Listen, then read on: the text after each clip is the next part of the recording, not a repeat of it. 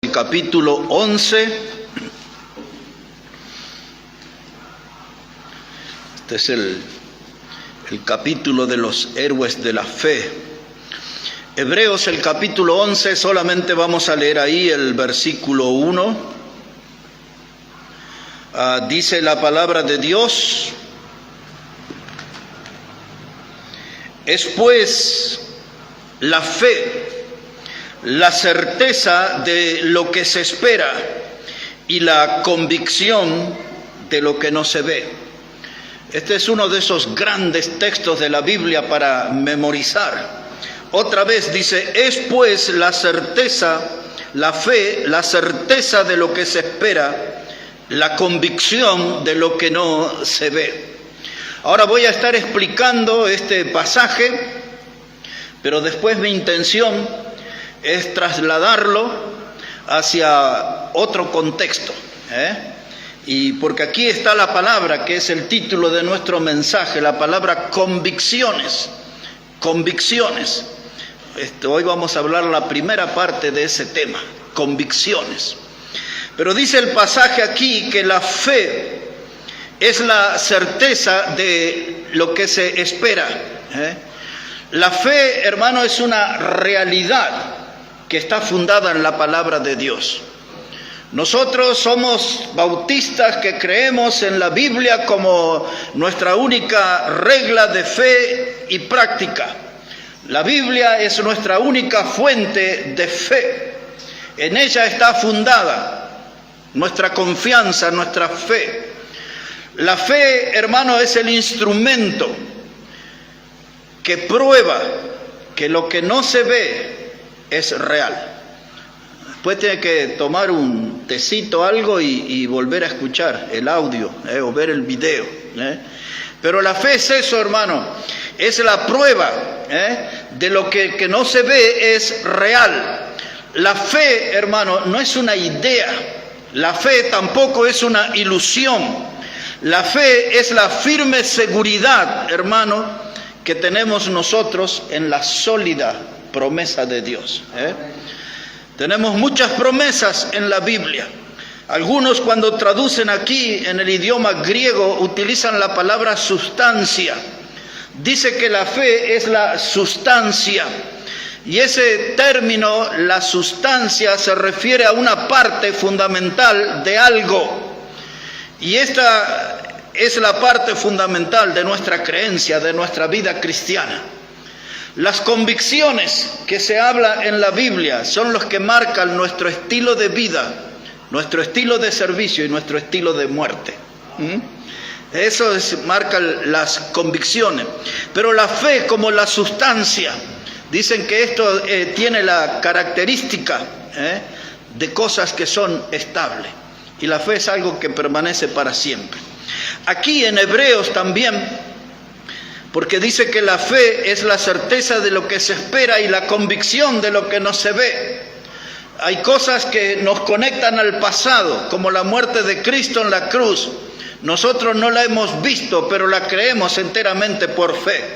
Y esa fe transita todo un camino que va hacia el futuro. Y aún las promesas de Dios, de mansiones celestiales, de cielo nuevo, de tierra nueva, todo eso lo creemos por fe. Ya lo poseemos por medio de la fe. Y ahora dice que es la certeza de lo que se espera y la convicción de lo que no se ve. Yo no lo veo, pero estoy convencido de que es así, porque yo creo en Dios y en su palabra. Aquí está mi fundamento. Ahora Hebreos capítulo 12, mirando hacia el futuro. Hebreos el capítulo 12, dice la palabra de Dios, verso 27. Hebreos 12, verso 27, dice: y esta frase, aún una vez, indica la remoción de las cosas movibles, como cosas hechas para que queden las inconmovibles. Así que recibiendo nosotros un reino inconmovible, tengamos gratitud y mediante ella sirvamos a Dios, agradándole con temor y reverencia. ¿Qué es lo que dice el texto? Que nosotros, hermanos, sirvamos a Dios con un corazón agradecido, que mediante la fe, hermano, vivamos una vida que le agrade a Dios, porque nosotros tenemos una promesa de cosas que son inconmovibles. Esa palabra quiere decir de cosas que no se mueven, de cosas que van a permanecer para siempre. Y la fe, hermano, nos hace ver esas cosas que están en el futuro y que Dios las preparó y que durarán para siempre. Dice aquí, habla acerca de un reino inconmovible. Un poquito atrás ahora, en el capítulo 11, versículo 8. Capítulo 11 de Hebreos, versículo 8. Dice la palabra de Dios: por la fe Abraham, siendo llamado, obedeció para salir al lugar que había de recibir como herencia, y salió sin saber a dónde iba. Por la fe habitó como extranjero en la tierra prometida, como en tierra ajena, morando en tiendas con Isaac y Jacob, coherederos de la misma promesa. Y ahora ponga atención. Dice, porque esperaba la ciudad que tiene fundamento, cuyo arquitecto y constructor es Dios.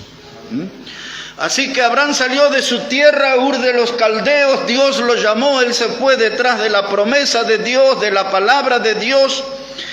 Y dice aquí el texto, hermano, que él vivió allí en la tierra prometida.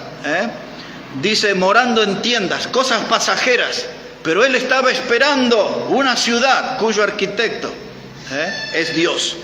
Él estaba esperando una ciudad que tiene fundamentos, cuyo arquitecto y constructor es Dios. Esa ciudad estamos esperando nosotros también. Estamos esperando nosotros. ¿Y cómo vamos a llegar a ese lugar? Igual que Abraham, por la fe. Por la fe. Un poquito más de esto aquí en Hebreos también.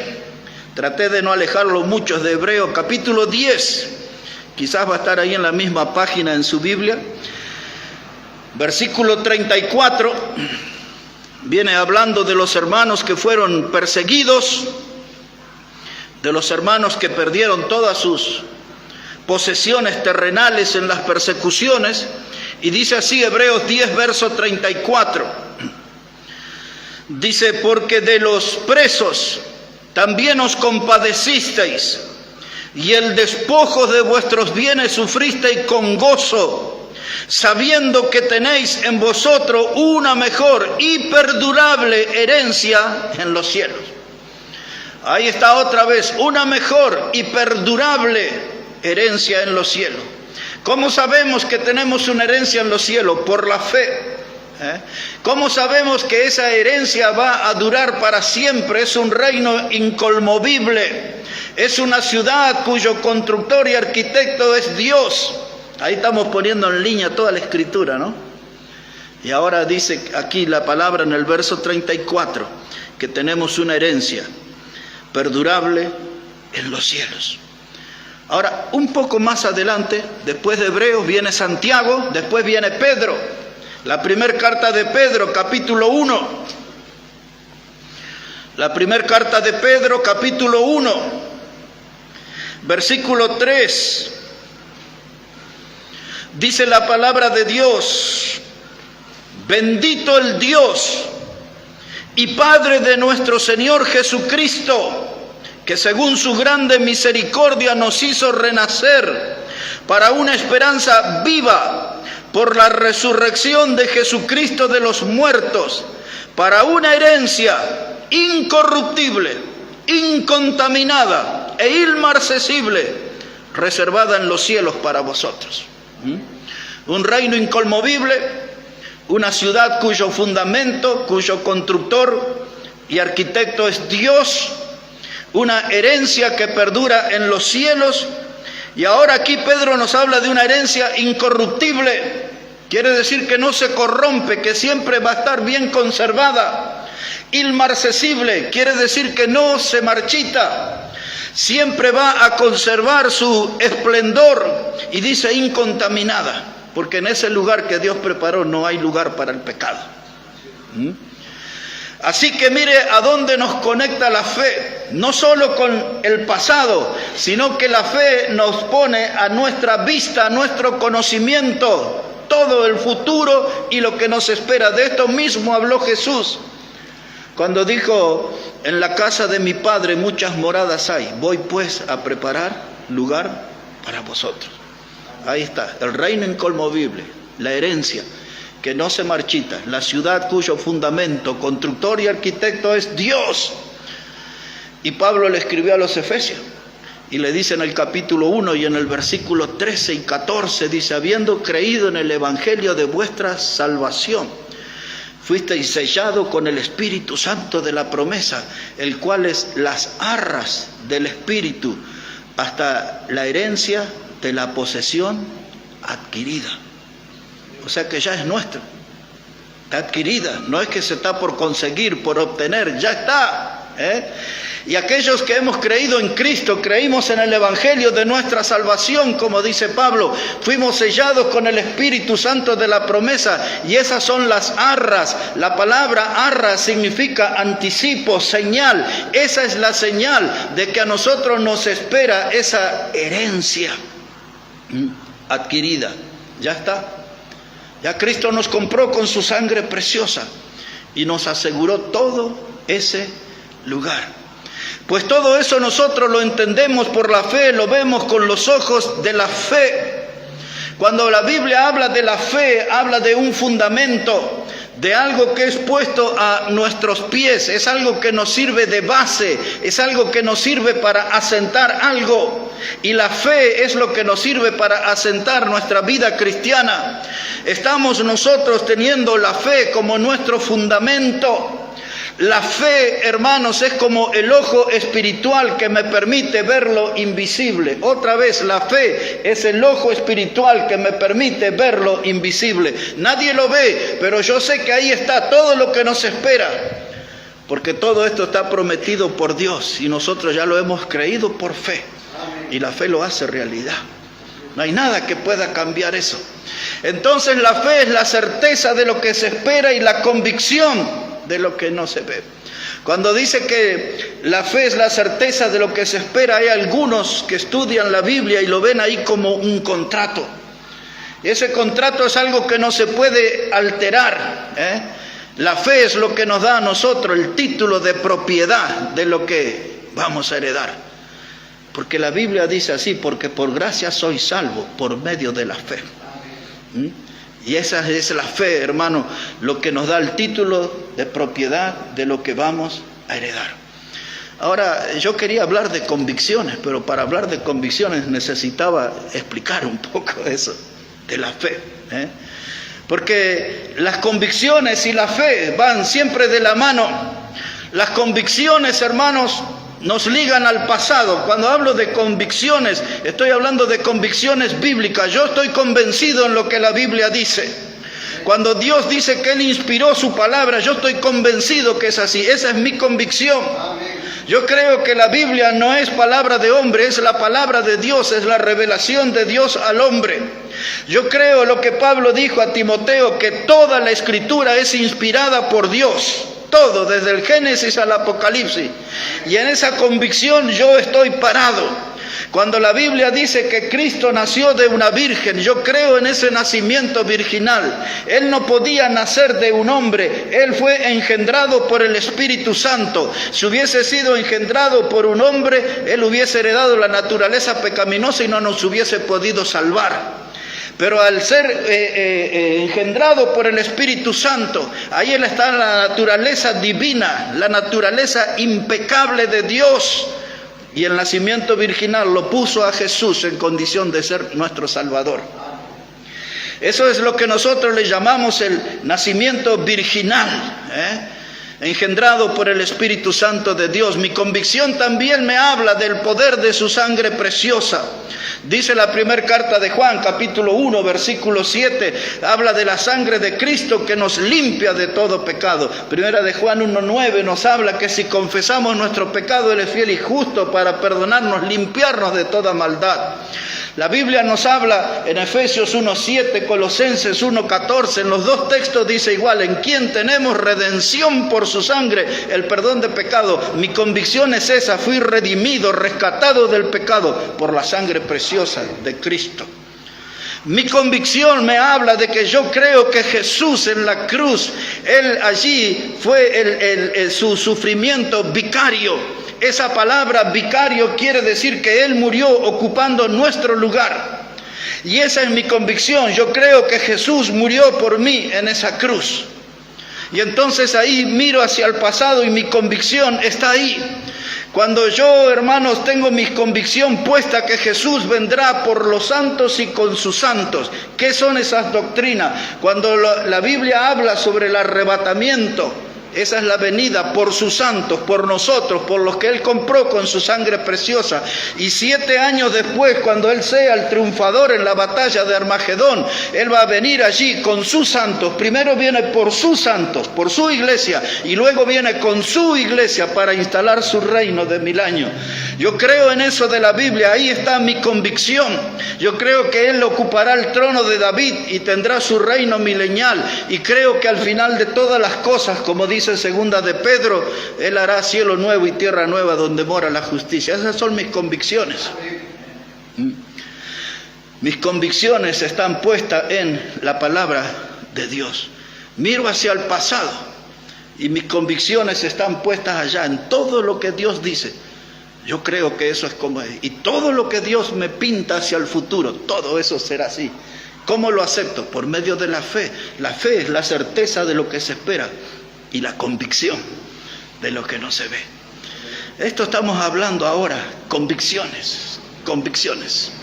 Les voy a llevar ahora un momento a Primera de Corintios, el capítulo 3.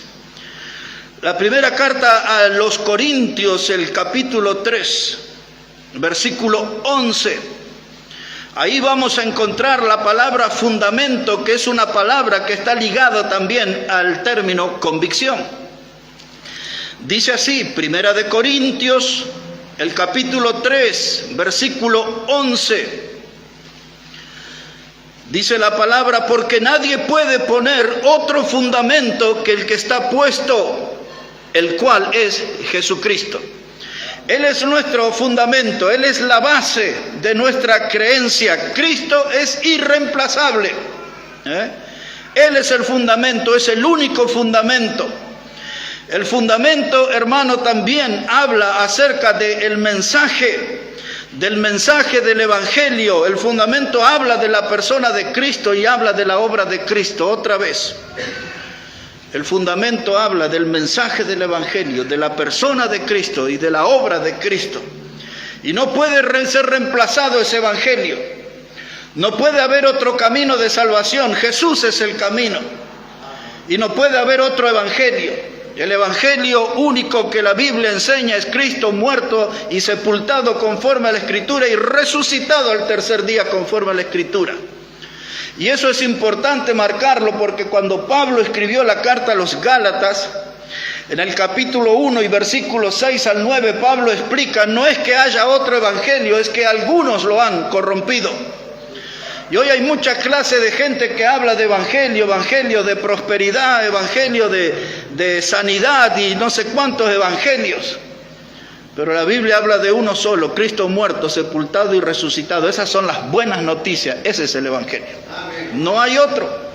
Por eso dice la Biblia, no se puede poner otro fundamento, el cual está puesto, el cual es Jesucristo. Y nosotros tenemos que predicar ese evangelio. Como decía Pablo a Timoteo, tenemos que ser nosotros obreros que no tengamos de qué avergonzarnos, que tracemos o usemos bien la palabra de verdad. Hay que enseñar la Biblia tal como está escrita, no la enseñamos por un interés personal, no la torcemos a nuestra conveniencia, la enseñamos correctamente para la gloria de nuestro Salvador. Enseñar la Biblia, hermano, y su pureza, su solidez, hay que trazar rectamente la Escritura. No se puede torcer la Escritura. Estamos hablando de convicciones. Cuando hablamos de convicciones, hermanos, estamos hablando de una línea doctrinal a la que yo adhiero y estoy pegado fuertemente. Lo que yo creo es en la Biblia. Mi fe está ligada a la Biblia. Mi creencia está ligada a la Biblia. Estoy aferrado a la Biblia, adherido a la Biblia, apegado a la Biblia. Yo soy bautista fundamental independiente. Si no lo fuera, estaría avergonzado. Hay otra gente que son otras cosas, pero yo soy bautista fundamental independiente. En esa línea de creencia, yo adhiero a esas convicciones históricas que hemos tenido los bautistas. Los bautistas no hemos andado cambiando de doctrina a través de la historia. Por ahí algunos se han reformado, renovado, cosas así. Pero tenemos una línea histórica que no se ha borrado, que nos conecta con Cristo y su obra, que nos conecta con Cristo y su primera iglesia en Jerusalén. Estamos conectados a eso, estamos en esa línea. Para mí el ser bautista es una insignia de honor que me distingue. Hay gente que es pentecostal un tiempo, metodista otro tiempo, presbiteriano y andan ahí, iglesias de la familia de no sé quién y cosas así. Pero para mí el nombre bautista es una insignia de honor que me distingue. Cuando la gente habla conmigo sabe que como bautista tengo que adherirme a un conjunto de doctrinas que están bien claras, explícitas en la palabra de Dios. Eso es lo que llamamos nosotros convicciones bíblicas. Nuestras convicciones, porque ellas son las que me motivan, no son emociones. La convicción es una cosa, las emociones son otra, pero las convicciones bíblicas son las que a mí me motivan, son las que me comprometen, las que me empujan a la acción. Porque yo creo en la Biblia, trabajo para Dios, esas son mis convicciones. Ahora, sin convicción un cristiano no va a avanzar. Sin convicción un cristiano va a ser de vuelo corto. Y aún aquí en los bancos de nuestra iglesia bautista hay gente que tiene poca convicción o ninguna convicción quizás. Y por eso no vuelan alto. Por eso no crecen en su vida espiritual. Por eso no se comprometen. Dicen en el campo, el que nace barrigón es añudo que lo fajen, dice. Ya está. Y aquí hay muchos hermanos y le predicamos en hebreo, en griego, en chino, en guaraní, que no cambian, no están ahí. Pero cuando yo agarro las convicciones en la Biblia, en la palabra de Dios, entonces voy a avanzar, no voy a estar estancado. Usted sabe que toda cosa estancada en poco tiempo toma mal olor. Del mismo modo con los cristianos.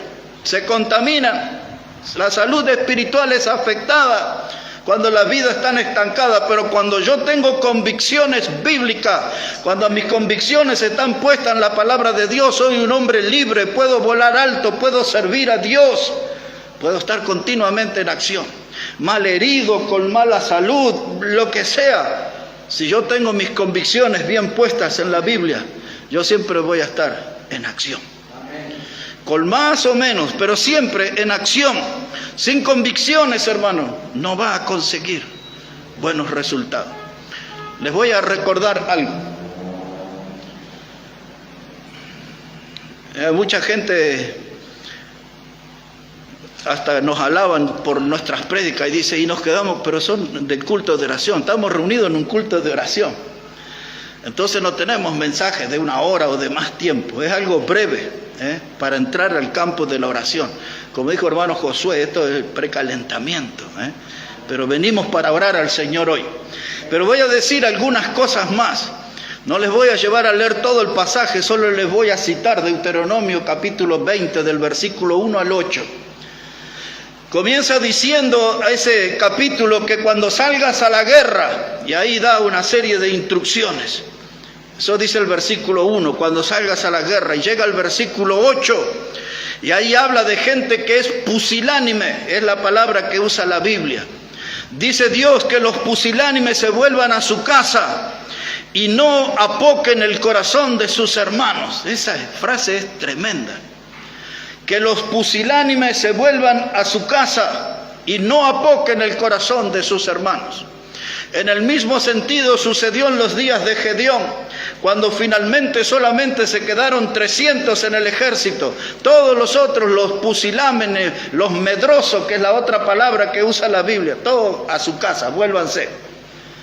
Y las iglesias hoy se han llenado de medrosos y pusilánimes. Medrosos, gente que tiene miedo, llena de temores, de inseguridades, no quieren servir al Señor, porque están mirando sus debilidades y tienen miedo al fracaso, y no están mirando al Señor y buscar la fuerza en Él para servirle.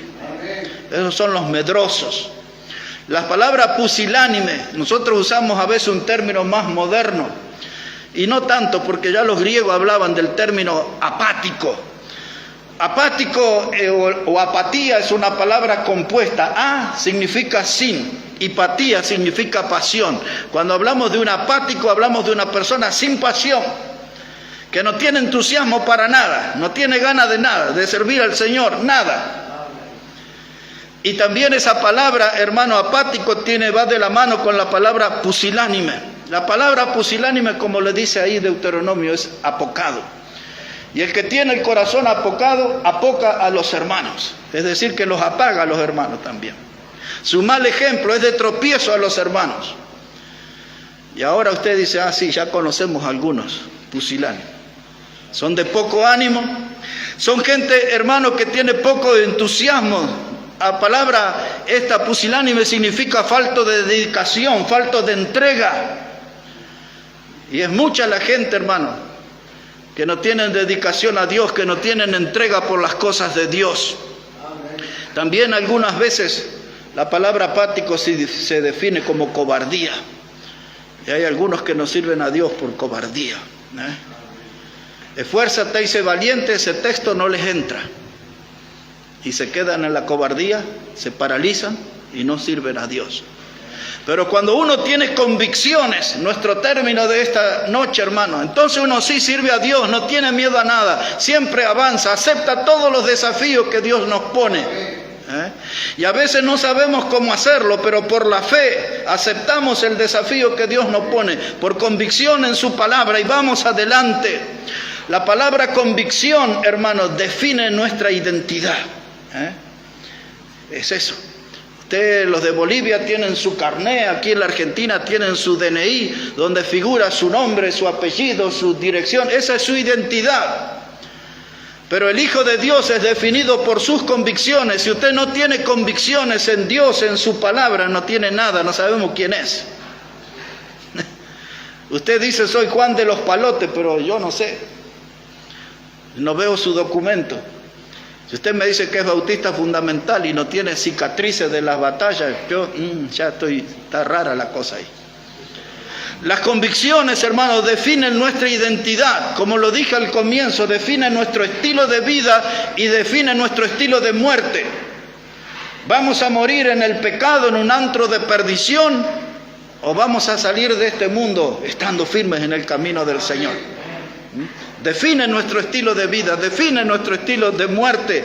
Las convicciones, hermanos, no se esconden. Las convicciones hay que exhibirlas, hay que colocarlas a la vista de todo. Por eso hay mucha gente que ni está enterada que nosotros somos cristianos, somos bautistas fundamentales. Mucha gente ignora, porque andamos escondiendo nuestras convicciones. Jamás podemos renunciar a nuestras convicciones, hermano. Ni aún. Me estaba acordando esta semana y digo, tengo que predicar un viejo mensaje que se llamaba Cuando piden la cabeza del predicador. Y aún, hermano, nuestras convicciones no podemos renunciar aunque estén pidiendo la cabeza del predicador. Cuando pidieron la cabeza de Juan el Bautista, él no renunció a sus convicciones. Él se paró firme y le dijo a Herodes, no te es lícito tener la mujer de tu hermano. Y eso le costó su cabeza en el plato, pero no renunció a sus convicciones. Porque él sabe bien, conocía bien los mandamientos como lo conocemos nosotros. Y uno de ellos dice, no cometerás adulterio. Y cuando él vio que era el rey, él no acortó las palabras, se lo dijo en la cara. Le dice, no te es lícito tener la mujer de tu hermano. Y pidieron la cabeza del predicador. Y el predicador la entregó, pero no renunció a sus convicciones. Cuando le dijeron a los 3 jóvenes en Babilonia, en Daniel capítulo 3, que tenían que arrodillarse ante la imagen que había hecho Nabucodonosor y adorarla, ellos no quisieron y les esperaba el horno de fuego. No les importó, pero se mantuvieron firmes en sus convicciones. ¿Entienden de qué estamos hablando? Esas son convicciones. Eso es lo que necesitamos para nuestra vida, para no tener una vida pálida, una vida pobre, sin resultados espirituales. Necesitamos convicciones. Esa palabra tiene que pegarse, hermanos, a nuestra vida, y esa palabra tiene que volverse realidad en nuestra vida. Convicciones. Ahora sí, déjenme leerle un texto de convicciones. En Hechos capítulo 4. Ya voy a ver cómo aterrizo acá, porque necesitamos orar en esta noche. Pero aquí en Hechos el capítulo 4, versículo 18. Pedro y Juan habían entrado en el templo La Hermosa, un hombre que era paralítico, que estaba allí. Algunos hacían negocios con él en la puerta del templo, se llevaban sus ganancias. Y Pedro le dijo: no tengo oro ni plata, pero en el nombre de Jesús de Nazaret, levántate. Y después de ese milagro le llevaron a la cárcel. Y aquí en el capítulo 4 vemos estos hombres de Dios con convicciones. Pedro, Juan, dice la palabra, Hechos 4, verso 18. Habría que leer todo el contexto, pero vamos a tratar de cortar camino acá. Verso 18. Dice: y llamándolos, las autoridades religiosas le llamaron ahí a Pedro, a Juan, dice, llamándolos les intimaron que en ninguna manera hablasen ni enseñasen en el nombre de Jesús. Quiero que recuerde esta frase, hermano. Les mandaron que no hablasen ni enseñasen en el nombre de Jesús. Mas Pedro y Juan respondieron diciéndoles: juzgad si es justo delante de Dios obedecer a vosotros antes que a Dios, porque no podemos dejar de decir lo que hemos visto y oído. Y ellos entonces les amenazaron y les soltaron, no hallando ningún modo de castigarle por causa del pueblo, porque todos glorificaban a Dios por lo que se había hecho, por el milagro de ese paralítico que levantaron. Ahora, aquí está lo que yo vine hablando de convicciones hace unos minutos atrás. Dice Pedro y Juan: no podemos dejar de decir lo que hemos visto y oído. Y si usted ya vio en la Biblia que Jesús murió por su pecado, si usted ya vio que Jesús murió para ser nuestro Salvador, si usted creyó en Él como Salvador, si su vida cambió, si usted nació de nuevo, si es un hijo de Dios, si es un heredero de la vida eterna, usted no se puede callar acerca de lo que ha oído y de lo que ha visto. Es una nueva criatura. Hay que hablar, se llama convicciones eso. Convicciones. Les intimaron, les amenazaron, le dijeron: no hablen más en el nombre de Jesús. Y ellos dijeron: nosotros no podemos dejar de hablar, no podemos callar, no podemos dejar de decir lo que hemos visto y oído. Convicciones, bien parados. Esto aquí en la historia es la primera persecución contra los cristianos, pero una hoja después está la segunda persecución. Es otro día, es otro escenario. Observe lo que sucede, capítulo 5, verso 28. Hechos el capítulo 5, verso 28. Ahí otra vez los líderes religiosos, los sacerdotes y todos eso, y los saduceos, y les dicen así, diciendo: no os mandamos estrictamente que no os enseñases en ese nombre, o sea, en el nombre de Jesús, ¿no? Y ahora habéis llenado a Jerusalén de vuestra doctrina y queréis echar sobre nosotros la sangre de ese hombre. ¿Qué es lo que estaban diciendo ellos? Estaban predicando que Jesús murió en lugar de los pecadores. Estaban contando en sus sermones lo que había dicho Isaías en el capítulo 53, que él fue despreciado y desechado entre los hombres, varón de dolores, experimentado en quebrantos, y como que escondimos de él el rostro, no lo estimamos, pero por su llaga fuimos sanados. Y ahora llenaron Jerusalén con esa doctrina de que Jesús murió en esa cruz para ser el Salvador. Y ahí gritaban estos religiosos: les dijimos estrictamente que no hablaran en ese nombre. Igual hacen en los colegios. Igual le van a decir a usted en el trabajo: no hable de ese nombre. Igual le van a decir en la mesa familiar: no hable aquí de Dios, no hable de Jesús aquí. Estrictamente. Pero mire cómo dicen ellos, verso 29. Y respondiendo Pedro y los apóstoles dijeron: es necesario obedecer a Dios antes que a los hombres. A este Dios ha exaltado con su diestra por príncipe y salvador, para dar a Israel arrepentimiento y perdón de pecados. Y nosotros somos testigos suyos de estas cosas, y también el Espíritu Santo, el cual ha dado Dios a los que le obedecen. Y ellos, oyendo esto, se enfurecían y querían matarlos. Todo igual que hoy, nada ha cambiado. Cuando usted habla de Jesús y de la salvación, y cuando le dice a alguien que es un pecador, ya quieren matarlo. La gente no acepta eso, pero nosotros somos distintos a ellos. Nosotros deberíamos tener convicciones como ellos y decir: es necesario obedecer a Dios antes que a los hombres. A mí no me importa si usted se enoja que yo le diga que es un pecador y que necesita a Jesús como el Salvador. A mí no me importa si usted quiere matarme, o si va a matarme, hágalo. Pero es necesario obedecer a Dios antes que los hombres. Eso se llama convicciones. Convicciones. Esa palabra ha distinguido a los bautistas en estos 2000 años de historia cristiana. Convicciones. Y nosotros no podemos salir chueco, hermano, no podemos fallar. Tenemos que respetar y vivir a la altura de nuestra herencia de bautistas, de hombres y mujeres que dieron sus vidas por la causa de Cristo, porque tenían convicciones. Estaban bien parados, estaban bien fundamentados. Convicciones, hermano. Más allá de lo que a mí me suceda, yo tengo que mantenerme en la palabra de Dios. De ahí vienen mis convicciones, es la fuente de mis convicciones. Hay un himno que hemos cantado aquí alguna vez. Ese himno dice: yo he decidido seguir a Cristo, no vuelvo atrás. Y ese lo hemos cantado alguna vez, no lo cantamos muy seguido, pero ese himno tiene una historia tremenda detrás.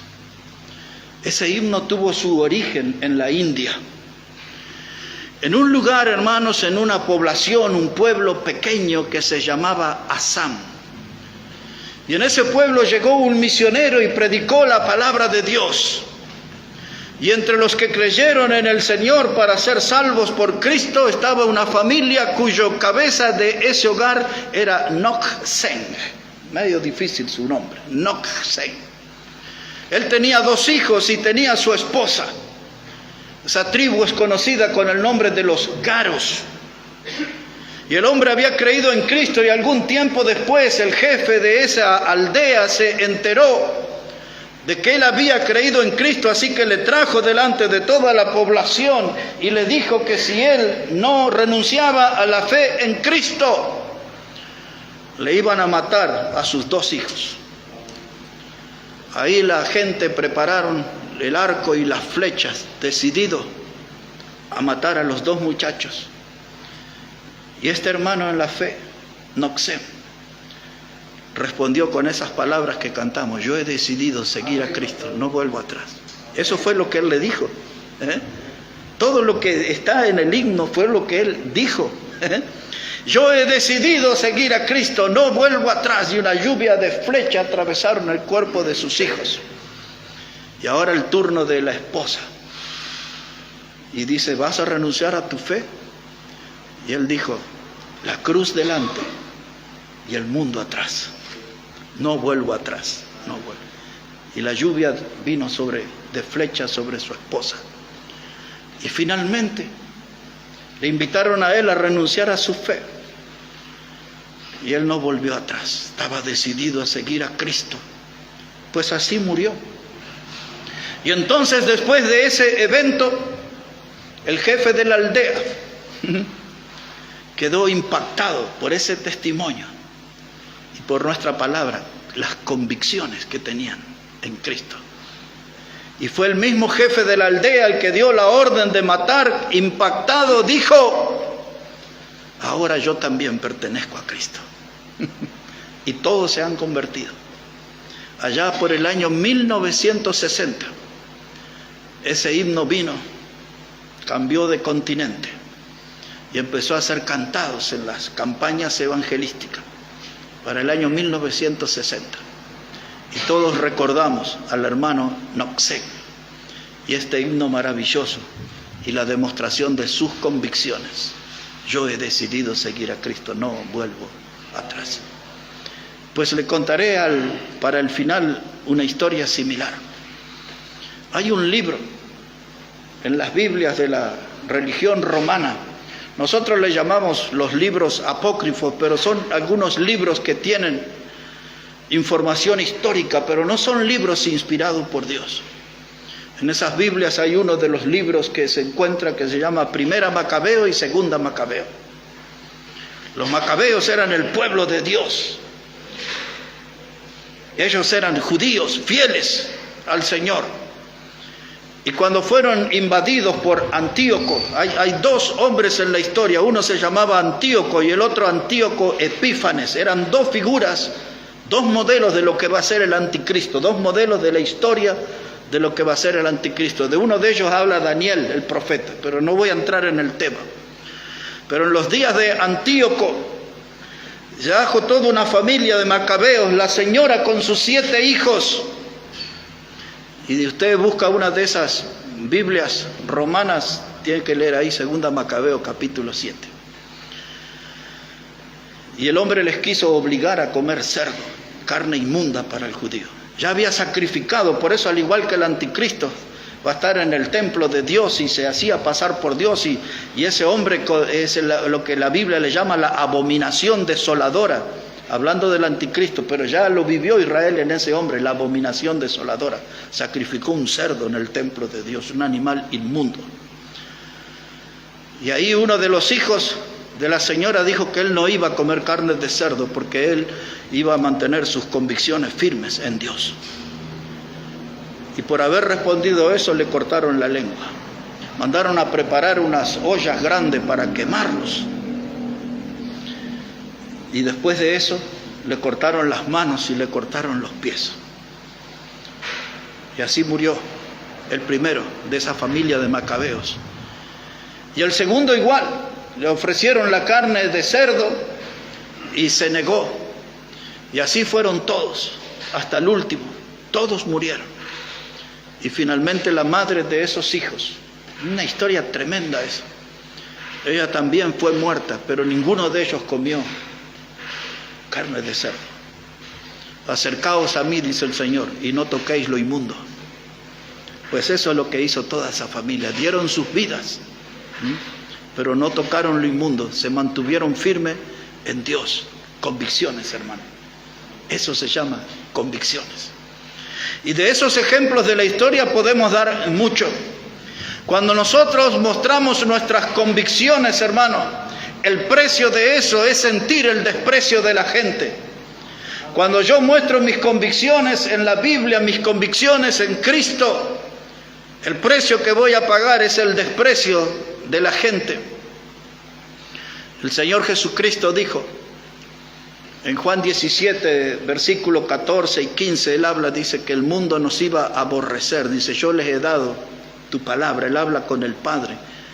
Y dice, yo les he dado tu palabra. Y el mundo los va a aborrecer. Y de eso vuelve a hablar la Biblia después. En Juan capítulo 16, versículo 1 y 2, dice que algunos, dice, los matarán a ustedes, dice, pensando que rinden un servicio a Dios, a los que iban a ser perseguidos por su fe. Hoy leímos Hebreos 10:34, pero los versículos anteriores y los posteriores hablan de gente perseguida por su fe, que fueron despojados de todos sus bienes. Estaban presos por su fe en Cristo. Muchos fueron muertos. Hebreos 11 habla de gente que a través de la historia, por causa de la fe, tuvo que vivir en cuevas, en cavernas, en los montes, perseguidos, pero gente que nunca renunció a sus convicciones. Una fe firme en Dios. Esa gente vivía la fe de verdad. Y nosotros, hermanos, tenemos que ponernos las pilas, como dicen los chicos, y vivir la fe de verdad. No una fe fingida. Pablo le dijo a Timoteo, hablando de su abuela Loida y de su madre Eunice, dice, porque en ellas no había una fe fingida. Estaban de verdad esas mujeres en el camino del Señor. Y así tantos, hermanos, eso se llaman convicciones. Es lo que nosotros necesitamos para tener una iglesia que honre y glorifique al Señor. Y voy a aterrizar de este modo y terminar en Mateo capítulo 5. Ahí vamos a terminar, pero ese tema lo vamos a retomar muy pronto. Mire cómo dice ahí la palabra de Dios, Mateo capítulo 5.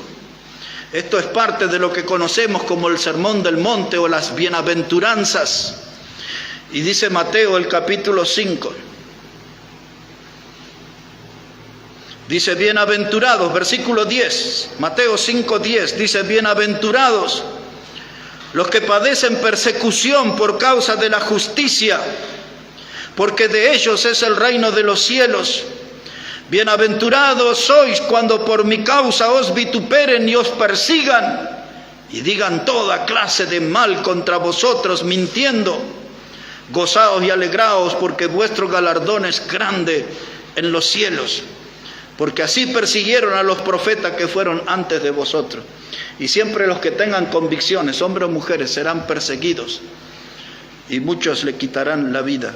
En este último mes, después para que la gente en el tiempo, alguien pueda escuchar o ver ese mensaje, estamos aquí en el último día casi del mes de marzo del 2023, pero en el último mes, un hermano en la fe andaba en un shopping en Miami, en el estado de la Florida, y tenía en su remera, su polera, escrito atrás, Jesús es mi Salvador.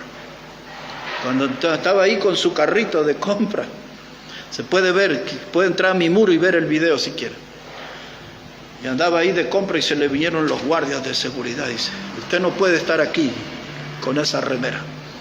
Usted no puede tener algo escrito que diga Jesús es mi Salvador. Anda la gente con la imagen del Che Guevara, que era un asesino, de Marx, de Hitler, de un montón de cosas, nadie dice nada. Pero tiene algo que dice que Jesús es mi Salvador, ¡oh! Y ya están así. Pero la gente que tiene convicciones no oculta su fe, y no ocultan a quién pertenecen, y no esconden a su Salvador. Y ahora, para que ustedes miren en las noticias, esto es de esta última semana. Eso, como dicen los de los noticieros, es una noticia en desarrollo. Pero en esta última semana en Jerusalén, bueno, en todo Israel, pero en Jerusalén se dio el debate, y el presidente, el líder máximo que se llama Benjamín Netanyahu, están discutiendo en estos días de prohibir que se use el nombre de Jesús en Israel. Vean esa noticia, porque esto recién está, no sé en qué va a terminar eso, pero todo eso son señales de los días que vivimos. Cristo viene pronto. Nosotros sabemos bien la hora de la historia que estamos viviendo. Somos la generación que verá al Señor Jesús volver en las nubes. Y dice aquí la palabra de Dios, lo que les he leído. Dice, bienaventurados sois cuando por mi causa os vituperen y os persigan y digan toda clase de mal contra vosotros mintiendo. La lengua del diablo, doctrinas vomitadas del infierno instalada en el corazón de gente que nos tratará de modo salvaje y gozarán de vernos muertos. Pues una mirada al África, principalmente países como Somalia, como Marruecos y Nigeria y tantos otros allí. Nuestros hermanos en la fe les queman los templos. Esta semana entró una de esas feministas con unos rifles y mataron ahí unas niñas. Y una de las niñas pequeñitas era hija de un pastor autista fundamental. Una niñita, una rubia pequeñita. Pues todo eso se va a ir repitiendo y seremos perseguidos. El nombre de Jesús será una piedra en el zapato para este mundo incrédulo, que cada vez el diablo los está inspirando más a conductas salvajes contra nosotros. Y no tenemos que responder con silencio, tenemos que responder con convicciones. Convicciones. Dijo Pedro, dijo Juan, no podemos callar lo que hemos visto y oído. Dijo Pedro, dijo Juan, es necesario obedecer a Dios antes que a los hombres. Así que hay que ponerse en serio, hermano. Y esta es la hora de salir y demostrar convicciones, convicciones. La fe es la certeza de lo que se espera y es la convicción de lo que no se ve. No tenemos que arrugar, no tenemos que achicarnos. Sabemos bien quién nos salvó y sabemos perfectamente a dónde vamos. a la herencia inmarcesible, aquella ciudad cuyo fundamento, constructor y arquitecto, es Dios. Estamos yendo a aquel lugar que el Señor preparó, mansiones celestiales, y esas convicciones nos van a mantener firmes en el camino del Señor, y como Abraham tenemos que ir siempre detrás de las promesas de nuestro Señor. Que Él bendiga su palabra en esta noche, y vamos a estar preparando, hermanos, nuestros corazones para orar al Señor, para clamar al Dios vivo. No vinimos aquí para adorar a un ídolo muerto, venimos a encontrarnos con un Dios vivo, y Cristo vive y vive para siempre. Así que, hermano Josué,